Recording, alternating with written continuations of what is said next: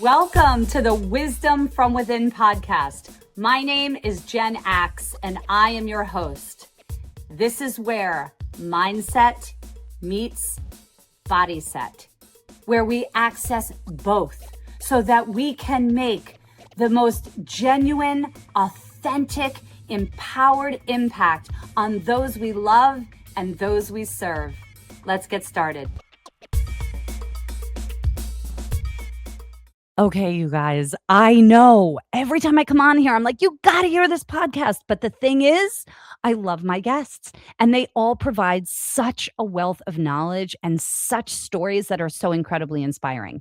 This woman, Courtney McDermott, is going to blow your mind. She's going to give you tips and science and so much research. She is brilliant about how to really tap in to the wisdom, to the intelligence from within. She does it from this scientific perspective that can feel like you're in school, but please be patient because I'm telling you, you're going to walk away with so much knowledge that's going to empower you and inspire you to take action. I'm going to share one thing.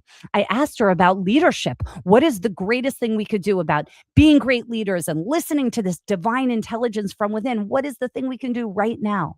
And she said, lie down. Lie down. Okay, now I know that sounds crazy, but listen to this whole thing. It's towards the end. She will give you the science behind why lying down and how lying down can change your life. Okay, here we go. Today, I am very excited to welcome Courtney McDermott. She is an award-winning author, speaker, celebrity coach, and her work in self-development and business strategy has been featured in Inc., Women's Health, NBC, The Huffington Post, Mind, Body, Green, and Success. And her talks on human potential have been shared on stages like the TEDx stage, Mind Valley, Oxford Said Business School, and Richard Branson's Private Island. I am so excited for you to listen to this woman. She is truly brilliant. She has a master's in science from the London School of Economics, and she blends academic rigor with real world experience to help individuals and organizations reach their highest potential. And that's what we're doing here on this podcast together, is to help you awaken and unlock your highest potential, that intelligence that is here to serve you. And most of all, and most important, it's innate. It's within you, and it's ready to help you rise into your greatest and highest self. I'm so excited for this podcast. Welcome, Courtney. Tell us about your journey and specifically if you can connect to a moment or a few moments along the journey that really helped you awaken that wisdom and lead you to where you are now. Yeah. So Change Starts Within You. It was the first book that I released back in 2017. And the subtitle, Unlock the Confidence to Lead with Intuition, was very much the place that I was at in my life then. Because I had gotten to where they say you need to be in order to be a success, kind of in every realm. And I didn't feel like I was a success on my own terms, right? I felt that I had collected all the gold stars and I had done a good job of that. But I was like, whose script is this? And I was writing from the perspective of being in a position where I was leaving this really great corporate job. I was an executive at Vanity Fair Corporation, and I was kind of blowing up a lot of what I had built. And what do you mean by that? I mean that I was daring to think that I could do something different than just stay in the rat. I don't want to call it a rat race, but the race. I'll call it a race because a lot of that energy feels so like you're running, but you don't know where. And I remember I was gifted this book a while ago, and it was called Hope for the Flowers. And it's a children's book, and like all children's book is really written books, it's written for adults. And it's this story about these butterflies, and they're caterpillars, and they're climbing all of these caterpillar pillars. And just everywhere you look, there are all these caterpillar pillars and they're all climbing and they don't really know why they're climbing. And there's this race to the top, and the top is basically kind of either like falling off or just really not discovering your potential. And there are these two caterpillars, and I won't spoil the whole thing, but ultimately it's about what it takes to become a butterfly, and it takes leaving the caterpillar pillar. Yeah. And wow. So I've had that kind of story come to me in so many different guises in my own life and in stories that I've read and in just whether it's parables or instructions on life that we get from all these really great traditions. And I started to really feel like, crap, I have to leave this. I have to kind of blow up the phoenix in order to rise anew in a sort of a guise of my own choosing. Because even go ahead. Well, I'm just so curious about what happened before this, because you got to this place, you reached such success, and then you were like, wait, and you want to pivot, but like, how did you even get there? And what were those voices telling you that that was the path? Yeah, there were so many cold shower moments. I distinctly remember a few in particular, like one where I was dropping my daughter Gaia off at school and just weeping in the car. I was like, what is this? Because I was running from that to something else. Right. And I was in a marriage that I was really not thriving in. And I had been married. I mean, we ended up staying married about 18 years, but it was like one of those situations where I knew we had outgrown what we were supposed to do together, but the calling to actually change and just get out of the perceived safety. It's a perceived safety. Like, none of the things we think are really safe are in and of themselves, right? And but we try to create a semblance of safety, and we try to create a semblance of certainty because the reality is everything is so uncertain. And then I had to understand what safety really is for me, but that's another story. So so to go back to your question, there were cold shower moments. Like one, I remember dropping her off. Another one I remember where I was leaving for this trip to Brussels, and I actually start the TED Talk this way of, like, I'm on the corporate jet. I'm sipping the espresso. Like, I basically, I have the Jimmy Choos. I'm a marathon runner. I'm a mother. I'm a wife. I'm all the things, right? And I'm just like, what the hell is this? And it's funny because right before that trip, my daughter we had Blackberries at the time. Oh my gosh. I know. And she had taken my Blackberry and like blocked it in 2 seconds. And I didn't know how I was going to reach out to all the people that I was supposed to be meeting. And it was a public holiday in Italy. I was living in Italy at the time, and I'm on my way to Brussels. And, like, it felt like, what is this? What is in this, even in the device itself, and this idea that it was kind of running a lot of what I was doing. And I just wasn't as aware as I wanted to live and be in my life. And so there were so many cold shower moments like that. And I love to start at that place that a lot of people think they want to get to, because I could start before. Right. I could start when I wasn't in those positions. I could start when I was like entry-level position in corporate, or when I was, getting my master's or whatever it is, like places where you're still fully in the struggle. But I like starting in the story at the place of, sometimes rock bottom looks like the top to everybody else. Yeah. But it's your rock bottom. And I feel like a lot of people, especially people who are listening here, they're people who have come so far already and are in that spirit of like really exploring their own potential. Yeah. And lots of times we get those guidance, the guidance seems to come from outside telling us what our potential can be or what the ultimate potential looks like for us, versus precisely to what you were saying at the beginning, really learning how to lean into that inner teacher, which is the definition of intuition, which is why the subtitle for that first book was Unlock the Intuition to Lead with, or unlock the confidence, to lead with intuition, because I wanted to play with those two words. Like, confidence is about trust. Yeah. It's about trust in yourself, trust in others, and trust in life.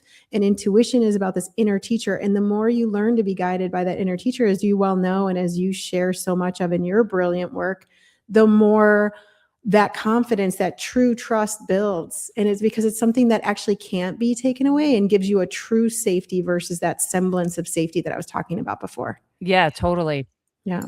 There's so many beautiful things. I mean, I really want to lean into all of that because we're in such alignment around that confidence and the intuition, these big words that are like pillars for our success and our happiness. And I know and I hear why you like to start where you like to start in your story. And I'm curious though about to get there, to get to that level of success that you had. Was that an inner call that you had? Was your family or community saying this is the direction you need to go? Or did you actually like the journey of the climb and then once you got to the climb you were like this isn't what I want? Or was the whole journey like I don't want to be doing this but I'm doing it because everyone tells me I should? Oh my God. I love this question. No one has ever asked me this. This is so fantastic. Oh, good. I love this question because it's not this or that. Like Right. it was both. I had an inner drive for Okay. sure. Okay. And I remember distinctly times where I felt the inner drive, which I can Yeah. share a story of that in a second. Yes, I want to hear that. Yeah. And then Okay. there were other times where I felt like I was just um Mm. running, like Mhm. somewhere this is what I felt. This is the most accurate way to put it. And I think it's so profound. And it's what I want to share in my third book is like, I was trying to be somebody Mhm. versus that inner recognition, like you are this thing. So let me Mhm. explain what I mean by the difference, what the Mhm. difference is Mhm. in by means of a story. Mhm. So that inner drive, an example of it that I remember when I started working in corporate, I was working, my second job was with the North Face, the outdoor company. Yeah. Yeah. And I remember going to the sales meeting. So first I somehow conjured my way into this sales meeting because an assistant. So I was basically a secretary, and that position was not invited to sales meetings. Like you don't go to sales meetings. Right. But because of the fact that I had become so integral to my boss and I had Mhm. become so basically I was just doing a lot of his work. And so I ended up getting permission to attend the sales meeting. Okay. And I remember when I was at the sales meeting where I wasn't supposed to be, Right. theoretically, I'm sitting in the audience and it's opening night and I see the vice president of sales and the general manager. So like the top guys at the North Face, they give presentations, right? Right. So opening night is reserved just for them. They give these presentations and then everyone gets hyped up and there are other things that happen in the days that follow. I remember from my seat in the audience knowing I was supposed to be on that stage. Mm. And I wanted to be on that stage opening night. And Okay. I was supposed to be speaking to these people. And the knowing of that, Jen, What was is that so knowing? I want you to talk about that knowing. Yeah. it is the inner teacher, Yeah. or as far as I can tell, it's the way it's the way the evolutionary like you're set up with particular evolutionary impulses, and you really can feel the difference between Mm. those and what society tells you you're supposed to like or you're supposed to do. If you're Mhm. paying attention, you Mhm. will notice. And for me, they come as like, oh my God, they're so vibrant. They're Ooh. so bubbly. It's like my whole system lights up, all my cells light up. Like I feel such a kind of a enthusiasm, really, I Okay. think is the perfect Yeah. word. Enthusiasm, it comes from entheos, which means in God. Mhm. So it comes from this very inspired, in spirito, same thing, Mm. in spirit place. Yep. And so I was sitting out there. So now probabilities of me being at this entry level position, presenting on at the next sales Right. meeting, which was literally only half a year later, zero, like zero probability of that occurring in any kind of normal situation. I was able, through a series of stories that we may or may not want to talk about, but I can do a short version of them. But I was able to create a new position for myself within the company. And 6 months later, I was presenting on a stage that no one other than the general manager or the vice president of sales had ever presented on. But my position got to present there on opening night, just as I had imagined and basically felt it in my cells. And I have so many stories like this at this point. And actually, the third book is going to be a lot more on these stories and explaining the connection that we're talking about. Because once people start to get that connection, you don't need any other connection. Like literally, your life can run on that connection. Can we In talk the about most that for a little bit? remarkable ways. Yeah, I Yeah. would Sure. love that. I think our listeners would love to hear that. Like they're listening to you and you're so lit up and you're so in your body and you're so passionate about it. And I would imagine, because I'm sitting here going, tell me how you do that. So there were these times where it was like really clear and I knew that something bigger was coursing through me, but it took me, I had to get really dedicated, devoted, I would say, to this intelligence and the way it wants to express through me. And that took an enormous amount of what I will, to borrow from Joseph Campbell's work, what I will call blisscipline. It required timing out of a lot of the noise. And I still have to practice this. Like I still have to say there are a gazillion things swirling, but there's this one thing that's really calling. I've got to get with this intelligence so I can see how it wants to express through me.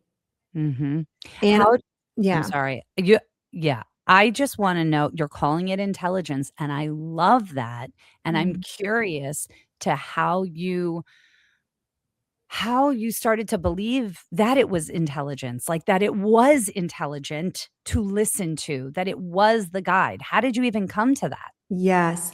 So here's the thing. Oh my God, such a good question. Okay, you have so many. I love this. You have so many. You're so tuned in. It's Oh so my God. great. Okay. Loving it. So the first chapter of my third book is actually going to be about this. It's going to be about how we get in touch with, but also starting with like naming it. Okay. So the reason I started calling it intelligence, which I also use interchangeably the word God or spirit, the reason I started calling it intelligence was because I realized we are relying on this intelligence, this thing, this consciousness. Okay, it is a consciousness. We are relying on it for virtually everything that's occurring within us and outside of us. For example? So, for example, there are trillions of biochemical reactions occurring in your body every second. Okay, every single second, there are trillions of biochemical reactions. Each one of them is coordinated with every other one. You can't even begin to imagine the complexity of this with your rational mind. It is so boggling. Like, what are these reactions? Do we like feel them, or? You don't. You're not really aware of them for the most part. I mean, there may be some, of course, that you're aware of, but like by and large, you are not aware of this. So same thing with, for example, your heart beating. Unless you're actually sitting there tuning into your heartbeat in some way or another, you are not even aware that it's happening consciously. Right. You're not consciously, and more importantly, you're not consciously directing it. Okay. So these are subconscious. This is subconscious activity going on in your body. These are basically, these are the basic functionings of your body, right? So this is just, and you can bring your awareness to some of them. You can bring your awareness and you can kind of settle into it, which is a fascinating exercise and also a great thing to do, because the more you start learning how to direct your awareness and your own individual consciousness, the more you can learn how to start getting with this intelligence that we're talking about. So these things are happening. Okay. For instance, also, let's take another one. Your brain is sending electrical impulses throughout the nerves in your body right now that are saying, do what you're doing physically. Literally, this is happening, but you're not thinking about that. You're not commanding anywhere that you are consciously aware of. You're not commanding that to happen. You can. Now, here's the very interesting thing. A lot of what we're talking about can be voluntary, but by and large, it's involuntary. Now, here's where it gets really interesting, because we think, most people assume erroneously that, for example, thought is voluntary. But for most people, thought is not voluntary. Thought is happening just like your heart beating. Right. And so for most people, saying I think would be the equivalent of saying, I beat my heart. Mm-hmm. Now, here's what we know about thoughts from our scientists, right? They tell us that thoughts are electrical impulses.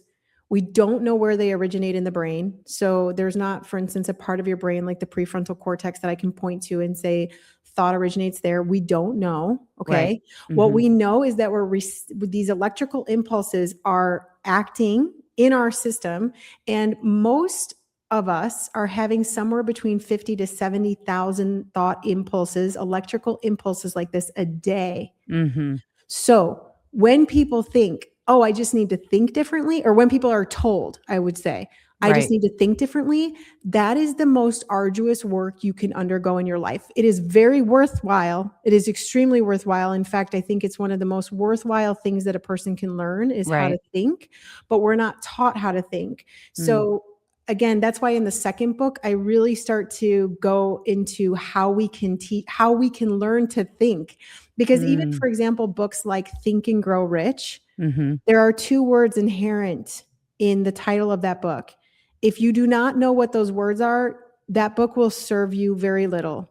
And the words are learn to think. What Napoleon Hill was talking about, what Neville was talking about, what all these guys were talking about, it was all about learning to think, which we are not taught. It's crazy. We walk around with the most magnificent operating systems ever created, and we are not taught how to use them, which is what my second book was all about. Give yourself permission. That book was all about teach yourself how to use these operating systems, because until you know how to use them, you are being used. You're being used. Right. So here's the thing. Let's go back. Voluntary versus involuntary. Yep.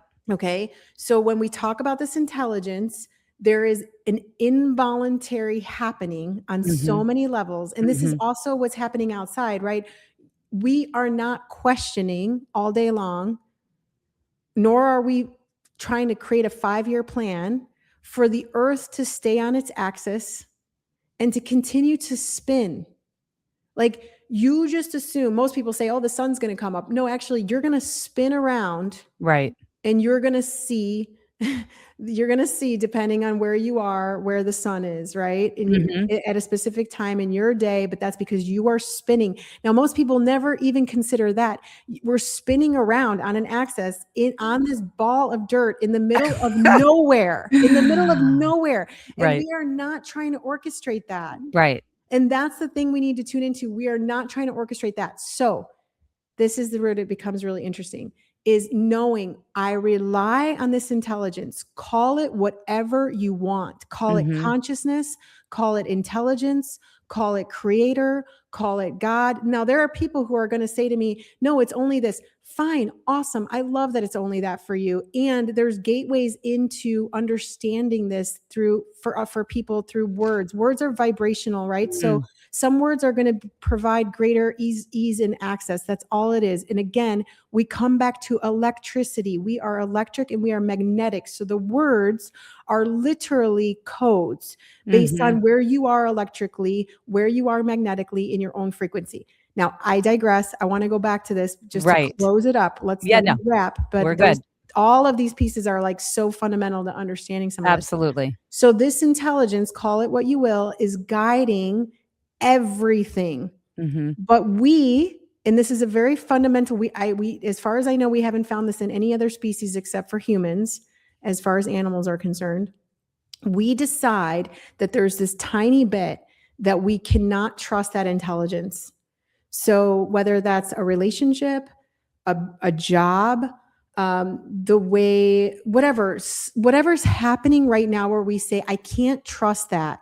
I can't trust that. And literally it would be like, I can't trust that the earth is going to continue to spin. It's not right. I feel because it is happening. So you're saying you're talking about now the inner, like that it's all one. We're all one. We are connected. Our insides are connected to the outside. We're all one. So this whole thing is intelligence. So to doubt ourselves is to really say we're doubting how the world functions. Right. I love that as a line of reasoning that continues from this. And what we're saying is fundamentally the main piece that I would love for anyone listening to get is that you rely on this intelligence for virtually everything. Right. When you start to rely on it for everything, your whole life will change. Because then you trust yourself. Then you trust yourself, you right. trust others, you trust life, you trust everything that's happening. Right.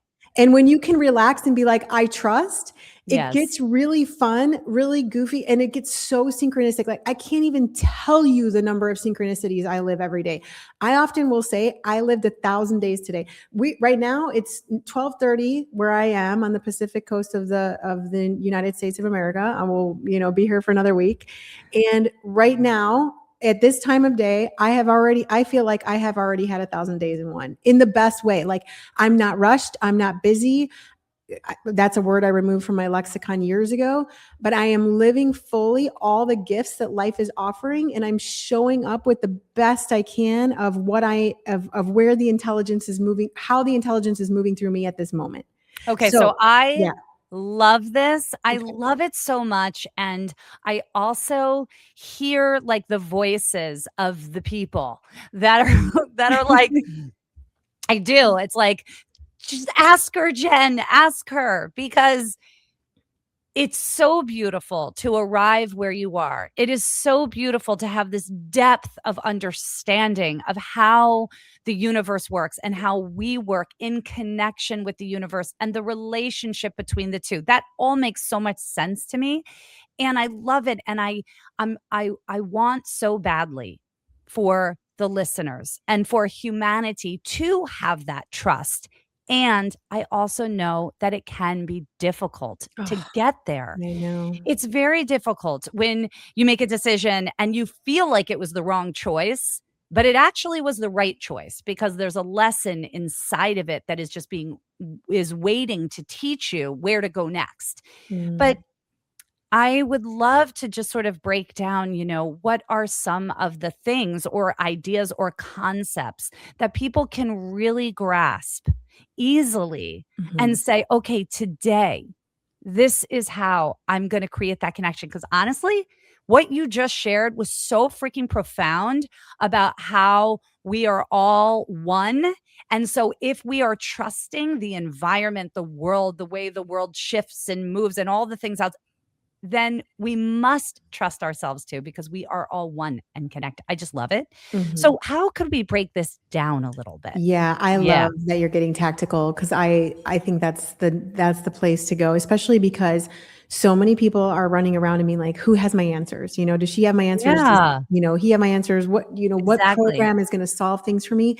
And I always tell people, if someone professes to have your answers, please run in the opposite direction. Like, I don't have your answers. We don't have your answers. And at the same time, you can be the thing, right? And when you are the thing, basically you're attracting something to you. So even the fact, whoever's listening, you are listening to this right now because you are calling this information to you, not because Jen or I have the answers, but because you're literally calling information to you based on where you are in your own trajectory right now, as far as I can tell.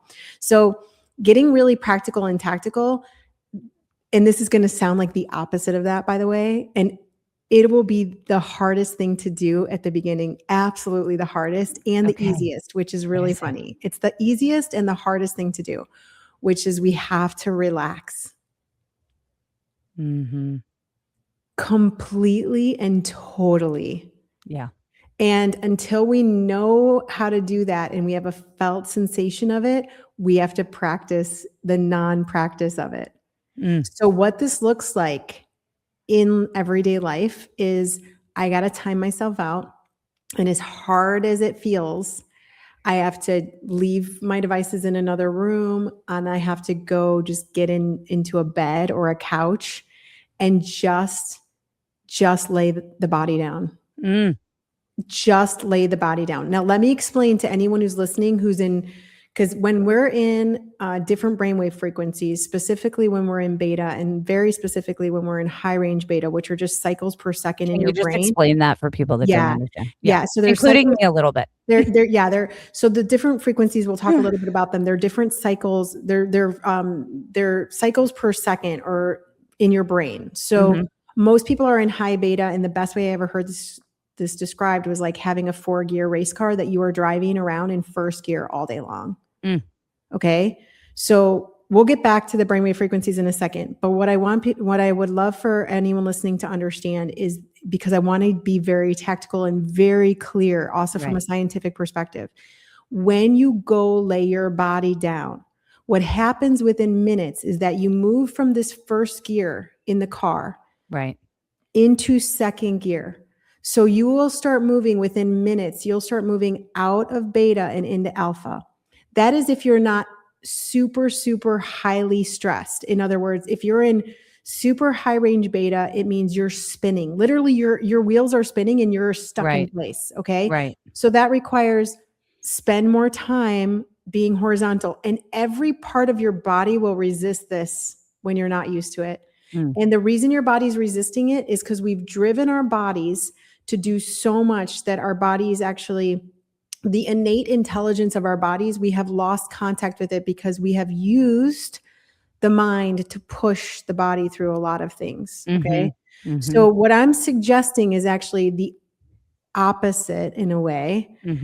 But it's the same. We're basically using our powers of the mind to begin to relax the body. Now, for most people, it won't be as extreme as needing a long time, because what happens is when we get horizontal, what happens is, like I said, within minutes, we start to switch into these other frequencies. And one of the reasons that happens is because we are sending, when the minute we lay the body down, we're sending a message to the vagus nerve, right? It's a collection of nerves in our body where it's basically saying, I'm safe. Right. Because we don't lie down when we're not feeling safe.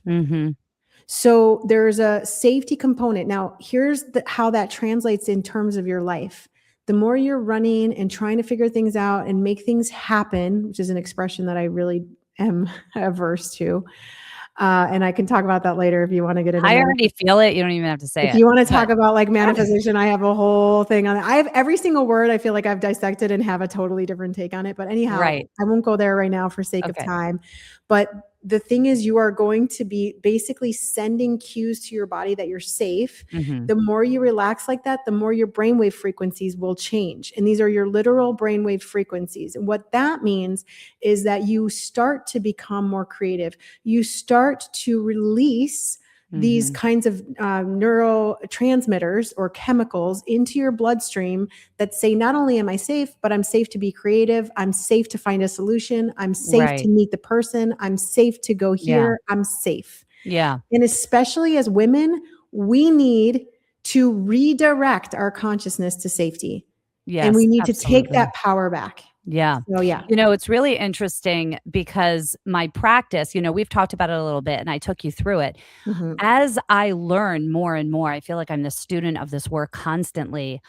I am amazed at the relationship between the brain and the hands. And I was looking at a lot of stuff over the last week about the cortical tissue in the brain and how there's more cortical tissue, which, by the way, it's on that for people that are listening, that frontal cortex that you mentioned, and the connection. There is more tissue that is allocated to the hands than any other part of the body. So I'm really curious, having done the power of gesture, because you're talking about safety, you're talking about relaxing the nervous system, because the hands have this incredible relationship and has been given so much power. And then, so the hands now, because my question is coming, is collecting on this end with the hands, the emotions that we feel, the environment that we surround ourselves with, the sensations that live inside of us. And we're able to send those messages back up to the brain. So the brain is giving the hands the power. And then the hands are collecting all this data to then send to the brain, I am safe. So the hands can rest over the heart, rest over the belly, and send those messages up as well. So my point is, we can use our hands as a tool to help us get into that relaxed state and create that safety. So I'm curious what your take is on all that. Oh, yeah.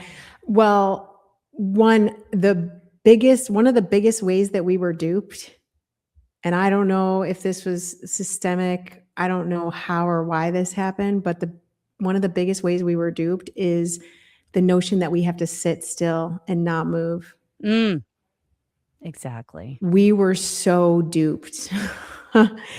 So whether that's moving your hands, whether that's moving your body, what happens is you free up so much of what has been stuck and stagnant in your body, because lots of times we think something is psychological when really it's stuck, stagnant energy in the body. And we can see this now through brain scans. But the remarkable thing is what we can see now through brain scans, the Eastern traditions knew all along. They were talking about chakras, and they were talking about buildup in your chakras, or these energy centers in your body. And if you look at it, every single organ in your body is a mind. Take your heart, for example. It has its own set of neurocircuitry. The electromagnetic field around your heart is hundreds, if not thousands of times more powerful than that around your cerebral mind. Okay. Like, there is so much brilliance in the body that we were taught to turn off, because we were taught sit still, don't move. And I talk about this in the first book, Change Starts Within You, because I was like, we need to unlearn this stuff. We need to unlearn it. So whether it's through hand gestures, whether it's through shaking, that's another favorite practice of mine. When I learned how to do that, I mean, it's funny when we say learn how to do something. These are our innate technologies. We come born with these technologies. Yawning is another great example of something we were taught not to do, which is one of the most powerful technologies we have for both energizing and relaxing the body. It is actually referred to sometimes as the greatest secret of neuroscience. And we were taught that it meant we were bored. We were taught that laughing meant that we were being irreverent in some way. Again, one of the most powerful technologies, built-in technologies that we have, we were taught to suppress it. So when you start to free up this energy, you free up force fields that you did not even know you had available. And what happens is you start to send out signals, electric signals, that then magnify back to you thousands of times over whatever it is that you are. Again, the evolutionary impulses that are yours and yours alone. So we have to free up. When I talk about shaking, I remember years ago, when a woman from my team, she sent me this video. And it was this Koya. It's this practice that I think is really brilliant. And the founder, Rochelle, she was talking about this time that a gazelle is being chased through the grasslands by a tiger, and the gazelle gets away. However, the gazelle does not go to therapy for the next 10 years. About this time that the tiger was chasing her, what the gazelle does is she shakes through every part of her body, releasing the tension, releasing the fear, and goes back to being a gazelle. Now, when I saw this video and I did the shaking, first of all, I couldn't move very well parts of my body. Like, there were parts of my body that I could not shake. Okay.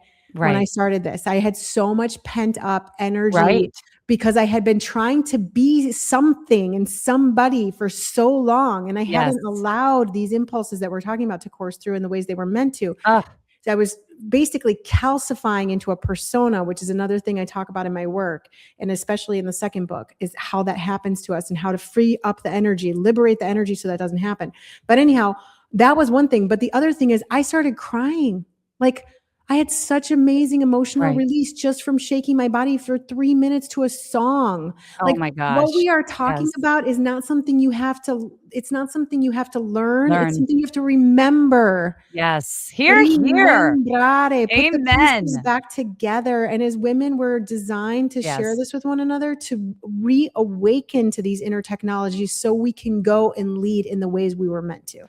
Okay, so that's where we're coming to. Okay, because I know we gotta, like, not that much time left. Let's exactly. No, but I love it. I could talk to you forever, and you're such a wealth of information, and I love how you're breaking it down, and it's so beautiful. I mean, I'm really taking away so much of this connection to our intelligence inside of us, outside of us, and how it is all one, and how we really must start to learn how to trust it and get on that path. Because when we do, as we're talking about, we're about to get into this piece of the conversation, when we trust ourselves, then we lead from the inside out. And that is what our future needs so desperately, is honest, authentic leadership, people that are willing to be vulnerable and stand in their mess and talk about it and create safe spaces for others. But we all know we cannot be those kinds of leaders unless we have that for ourselves first. So we've got to do this work. So I want to talk about how do we get started, which you mentioned a little bit, wondering before we wrap up, if you've got something, it's like, here's how you get on the path. Maybe it's go get your book. That could be one, and something else. And then how do you feel having gone through all of this and really explored and come to know and embody and believe and stand by, how does it help you in your own leadership? Okay, so let's take the first part because I really do want to go back because I feel like sometimes we can skip over things and we can think, oh, that's nice, but what's next? Like, what do I need to do? What do I need to do? And it was funny. I gave a talk to Mind Valley at Mind Valley University, and I was there and I gave a talk about how to transform without doing anything. And everyone in the audience was like, oh my God, I totally got it. It was amazing. I mean, people came up and everyone was, just so excited about this information and about how to direct their consciousness differently without doing but actually being the thing. But there's this one woman who came up and she said, I totally got it. That was amazing, amazing, amazing. She said, but what do I do? Oh, and the whole talk was how to just lie down. But here's the thing. Exactly. And that's why I don't want to just skip over it. No, that's what we have to do. We have to go lie down. Exactly. Yeah. And that's the thing. I feel like I would be performing such a disservice if I was saying, okay, go do this other thing and do this other thing, because really, again, the vulnerability itself, I had a major insight. I mean, it doesn't maybe sound like that much, but for me, it was huge. I think it was 2 weeks ago, more or less. And I was struck by the realization that vulnerability has nothing to do with sharing secrets or hard times or sharing information about your private life or anything like that. Fine, that can come. Yes. But vulnerability, Jen, vulnerability is about deeply relaxing with one another. Yes, and deeply yourself. Relaxing in the moment. And that's what allows you to say whatever needs to emerge is I'm so relaxed that I can say anything I need to say. So without, yes, I think things like movement, absolutely. Movement's going to free up some of that energy. The minute you change your state, you're going to start to be able to change your story. You're going to be able to look at the level of the thought that we were talking about that I cover in the second book. Yes. But before any of that happens, and even if you don't do any of that, just going to get horizontal, the more you do it and the more you ask this intelligence, I specifically ask it all the time. Yes. People say to me, they're like, they ask me if I use AI. I use AI for recipes when I'm cooking. I ask AI about that, and I don't have an app. I don't have it on my phone. I don't have it talking to me or anything, but I'll go into my computer and I'll ask about recipes, or I'll ask it about maybe something if I'm going to visit a place, next week I'm going to be in Antwerp and Amsterdam. And I asked it some questions about that because I think it's got a better search engine capability than other search engines. But the inner intelligence, the I get with that every single day, multiple times a day. I literally go lie down. Yes. And I ask it, I say, what is this thing? And it tells me, but I have learned to relax enough that I can hear it. Yes. Because we've got to relax. So without adding, I mean, there's loads of things that I can say, and maybe we can spend a minute on it or half a minute on it. But even if we end there, if you end this, whoever's listening, and just say, okay, maybe I just need to time out rather than adding more noise. Maybe I need to actually just relax. And it is scary at the beginning because it's so countercultural. Right. So we're literally timing out from a lot of the noise so that we can tune into the way this inner intelligence is wanting to communicate. I'm telling you, I do whole client summaries with this. I do, when I have to respond to big press queries, I just lie down. I put my phone on, no data's on my phone, and I dictate my answers because it will literally give me the most perfect answers. And I don't know about you, but I can instantly tell when something comes my way in my inbox or something and it's been generated by AI. I can instantly tell. Yeah. And I feel like we all kind of intuitively know when something feels like that. And there's ones that are better than others, but when something comes from your inner intelligence, there is nothing like it. Nothing. Yes. So I just want people to remember, if there's one thing that I would invite people to remember, it's the relaxation principle. That is what true vulnerability is. That is what true leadership is. I remember going into a meeting with a CEO, a CFO, and 2 CMOs for Universal Music Group. And they were my first client when I started my own business, one of my first clients. And I remember going in, and one of the CMOs, she said, I want to sit by you. And she was the only other woman. And she said, I want to sit by you because you just exude peace. And I was like, that's leadership. And I didn't get it at the time. I didn't get it at the time, but I realized I was working at that level. If you're working at that level, it's not even work. You're relaxing. And that's the other thing I remind people. Whoever's listening, you're doing enough, probably way more than you need to. You don't need more work. We need more relaxation, especially as women. That's what I would say. I'm just writing a couple things down because I just love that so much. Beautiful. Leadership is peace. Leadership is relaxation. Vulnerability is relaxation. And the trust at the core of all of it. So, so good. You have so much to offer. Your perspective is gorgeous. And I'm grateful. Thank you so much for coming. Can you tell us, because I know if I'm listening to this, I want to know you more. I want to follow you. I want to read your books. So tell us all about where people can connect with you. Thank you. And it's a mutual admiration society. You are doing such phenomenal work, woman. I can't wait to share this episode with everyone that I know in my community.